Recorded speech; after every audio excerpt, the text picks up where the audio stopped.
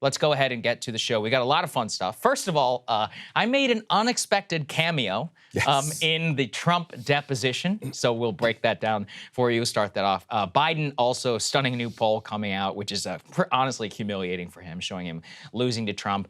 Of course, we wanted to talk a little bit about that terrible situation that happened on the New York City subway, which resulted in the death of a homeless man. It's ignited quite a bit of discourse across the internet about whether it was justified or whether it was a lynching in cold blood. And actually, I think Ryan and I are going to try and get to a place where we're going to get past much of the culture war and actually get to what the proposed quote-unquote solutions are outside of, discourse about crime and all that, and be like, okay, well, we all agree got to do something about this, right? But like, what is it? And what can be done? How we balance liberty? I think you guys will enjoy it because it's going to be a more nuanced discussion than you're going to hear anywhere else. Developments with the Hunter Biden investigation and his own problems and fights with the White House. And then finally, Tucker Carlson indicating he may want to declare war on Fox News. I also do want to say before we start the show, just thank you all so much to the premium subscribers who've been signing up.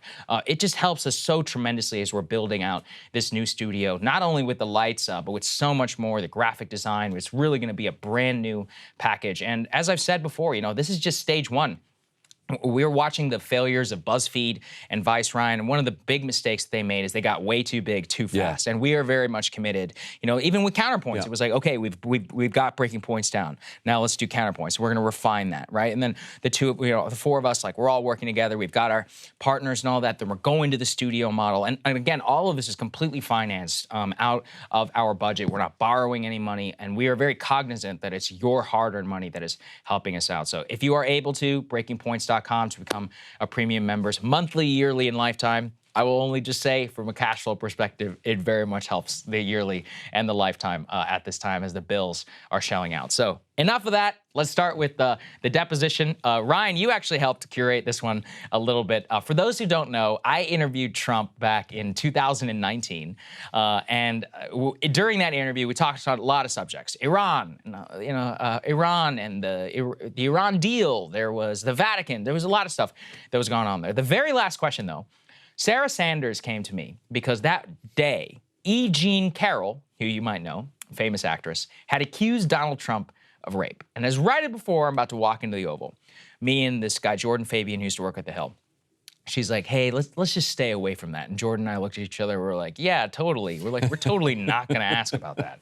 And then, so what we did, this is a tried-and-true tactic. Have to ask yeah, obviously, you have to ask about it. So, well, we were like, absolutely. Let's just go on in there. We'll see, right? And of course, so a tried-and-true reporter tactic, as you know, Ryan, is you save what is most likely to be the most incendiary part very last. Because if they kick you out, then you've already asked everything else that you want. So we can notice that his team is kind of wrapping us up, and they want this all to come to an end. So I looked at Jordan and we're like, yeah, let's go. So we asked him about the E. Jean Carroll thing. And we were the first, of course, to get his response, iconic now, in which he said, quote, she's not my type. And that's actually the very first thing that he said. He said, first of all, she's not I will personally never forget that moment. It was absolutely surreal to see him sitting behind the Resolute desk and saying that. Now, though, E. Jean Carroll is actually suing him in a civil court and actually got a deposition, much of it being funded by the billionaire Reid Hoffman. We'll talk about that a little bit later during Ryan's monologue. However, my name made a cameo in that, which then led to an iconic moment where Trump appears not to recognize his own ex-wife, Marla Maple, and mistakes her for E. Jean Carroll after saying, she's not my type. So we put together a little package for you. Let's take a listen. You have in front of you, sir, a document, 5-page document. The first page says in bold type, exclusive, Trump vehemently denies E. Jean Carroll allegations, says she's not my type. It's from a publication known as The Hill. It's dated June 24th, 2019, and it's attributed to the gentleman Jordan Fabian and, or maybe not be gentlemen, but it's attributed to two people, Jordan Fabian and Saagar and Ryan. You see that? Yes.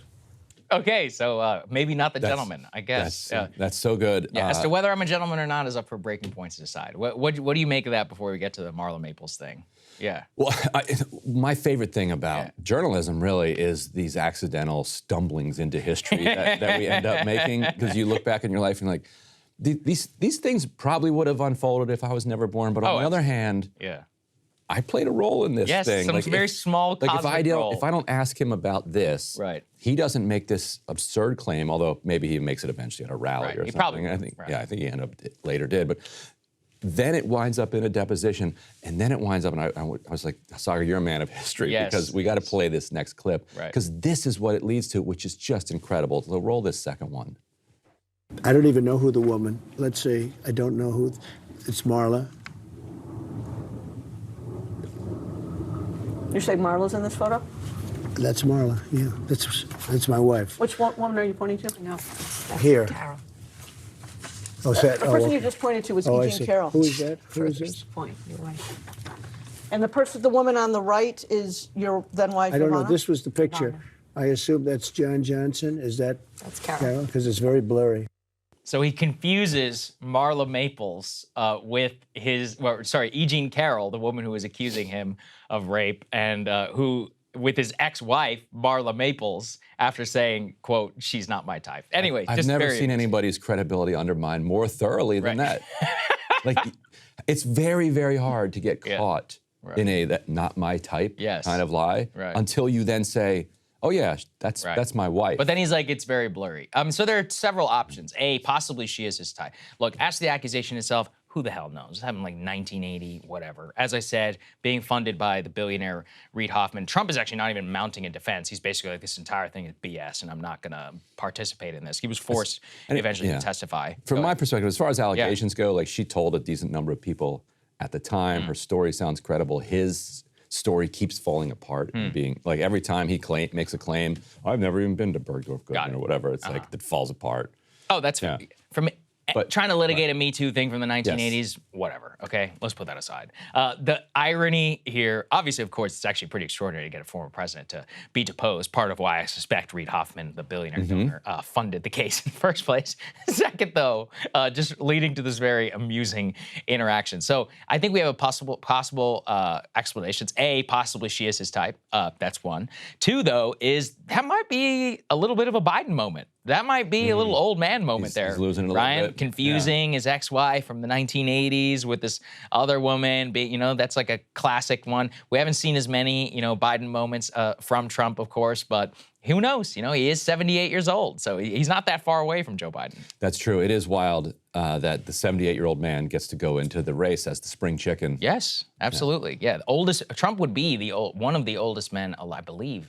I guess he would be tied with Biden if should he hold the Oval Office. It's just an amusing aside there to see my own personal role in all of this. I will never forget that moment when he said not, because he did it in the most Trumpian fashion. He leaned back in his chair right behind the Resolute desk, put up the hands, and he was like, "Not my type." It's burned into my memory. Did it feel like he had that ready, or that? Like, No, that it was totally material, or you think that spontaneous. It was totally spontaneous. Because also, I could tell that despite the fact that Sarah Sanders had told us that she didn't want us to ask it, he was begging. He wanted it. Yeah, he wanted. I think he had it ready.